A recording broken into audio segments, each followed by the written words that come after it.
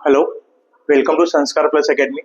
हमने heat chapter के 1 mark के इंपॉर्टेंट क्वेश्चन सॉल्व कर रहे थे। हमने ऑलरेडी 3 लेक्चर खत्म कर लिए हैं।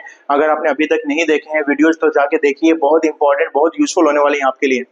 आज हमारा लेक्चर नंबर 4 होने वाला है। हमने ऑलरेडी अभी तक 64 क्वेश्चन सॉल्व कर लिए हैं। अभी हमारे क्वेश्चन नंबर 65 होने वाला है। ये 65 क्वेश्चन इस तरह से है।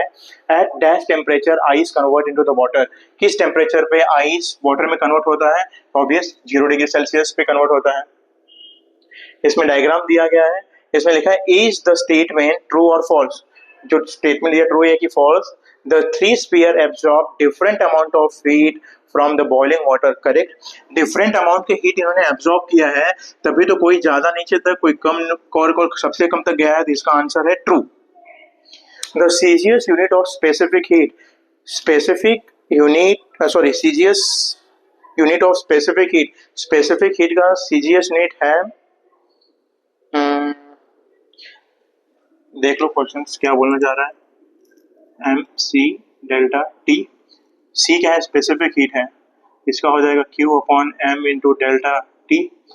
सीजीएस में बोला तो हीट का यूनिट होगा कैलोरी, मास यूनिट होगा ग्राम और टेम्परेचर का यूनिट होगा डिग्री सेल्सियस। कैलोरी पर ग्राम डिग्री सेल्सियस। कैलोरी पर gram degree Celsius. Option A is the right answer. 68. The dew point temperature is decided by the amount of vapor in the air.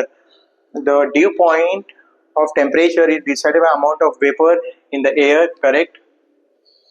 True है। एक minute, हाँ true है। जितना amount of vapour अगर ज्यादा है तो ड्यू पॉइंट, एक minute, not amount, false answer. ये डिपेंड करेगा टेम्परेचर ऑफ द एयर के ऊपर।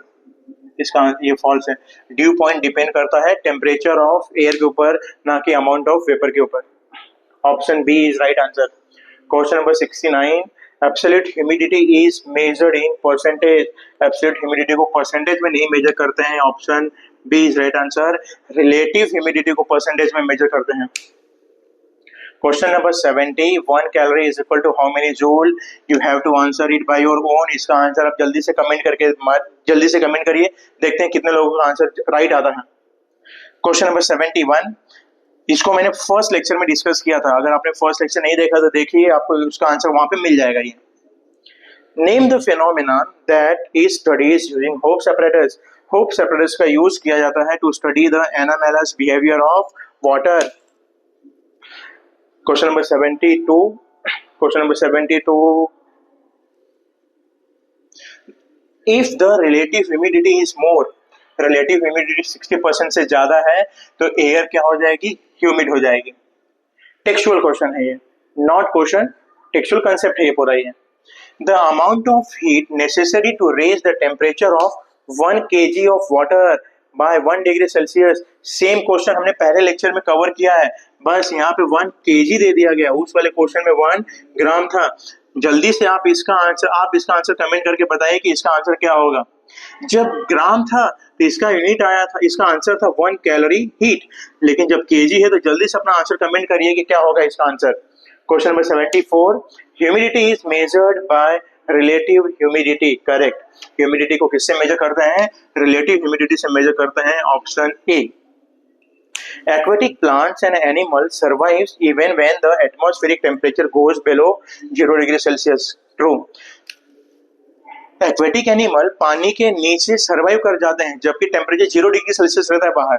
किसके वजह से? एनामेलस बिहेवियर ऑफ वाटर की वजह से। तो option A is right answer. A right है, true. 76. It is not essential to define a specific temperature range while defining the unit of heat. It is not essential to define the specific temperature range while defining the unit of heat. जब आपको heat का unit बताना है तो उसमें specific temperature नहीं बताना है। It is not essential to define a specific temperature range while defining the, इसका आंसर ट्रू है, डिफाइन नहीं करना पड़ता। Question number 77. Calorimeter works on principle of heat exchange. Calorimeter works on principle of heat exchange. Answer is true. Calorimeter का concept आपने देखा रहेगा, ये कैलोरीमीटर है, यहाँ ये कैलोरीमीटर बना रहता है कॉपर का, अंदर पानी रहता है। ये आप कोई भी मेटल डालोगे जो हीटेड है 40 डिग्री सेल्सियस पे, तो कुछ हीट ये लेगा, कुछ हीट यहाँ पे चला जाएगा ये, और अल्टीमेटली बॉल का टेम्परेचर कम हो जाएगा। बॉल का टेम्परेचर कम होगा लिक्विड का, और कैलोरीमीटर का टेम्परेचर बढ़ जाएगा। ये प्रिंसिपल क्या है? Heat given is equal to heat taken. Heat given heat taken ही क्या है? Principle of heat exchange. Question number 78. The heat energy absorbed at a constant temperature by unit mass of a solid to convert into the liquid. देखो solid से किस में जाना है? Liquid में। या तो लिक्विड से सॉलिड या तो सॉलिड से लिक्विड। उसको क्या बोलेंगे? Specific latent heat of fusion. Calorimeter is used to measure the specific heat of an object. False. Calorimeter का यूज करके हम स्पेसिफिक हीट नहीं निकाल सकते। Option B. Question number 80.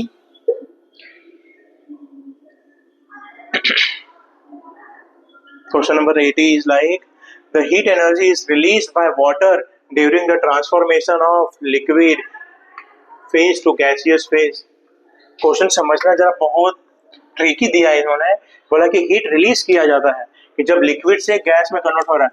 Liquid से गैस में कब कन्वर्ट होगा? जब उसको आप हीट करोगे ना, हीट दोगे तभी तो कन्वर्ट होगा ना। हीट रिलीज थोड़ी ना होगा, हीट गेन करेगा। तो heat is gain by the water during the transformation. Answer false है इसका, रिलीज नहीं होगा, फॉल गेन होगा। 81.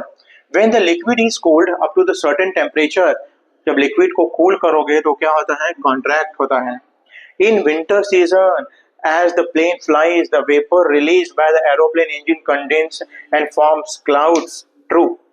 आपने देखा रहेगा ना, कभी एरोप्लेन ऊपर से उड़ रही है तो अपने पीछे व्हाइट कलर का ट्रेल छोड़ता जाती है, धुआं छोड़ता जाती है, वो धुआं ही क्या है? क्लाउड जैसा दिखाई देता है। True. Question number 83.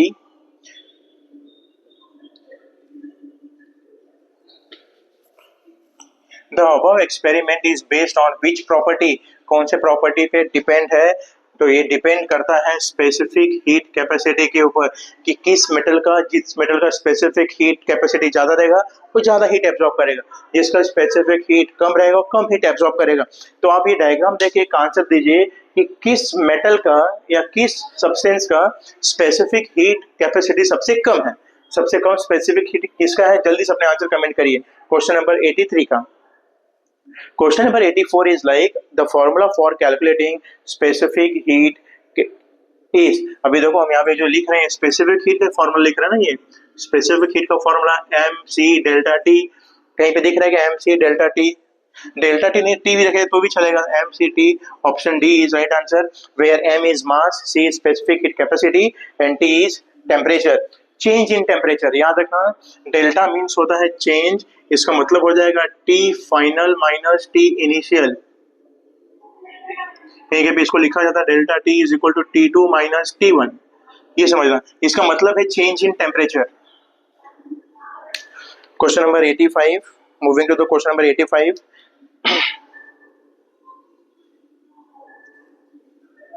During transition of solid phase to liquid, the heat energy is utilized for, जब सॉलिड किस में कन्वर्ट हो रहा है? लिक्विड में कन्वर्ट हो रहा है, तो बॉन्ड क्या होते हैं?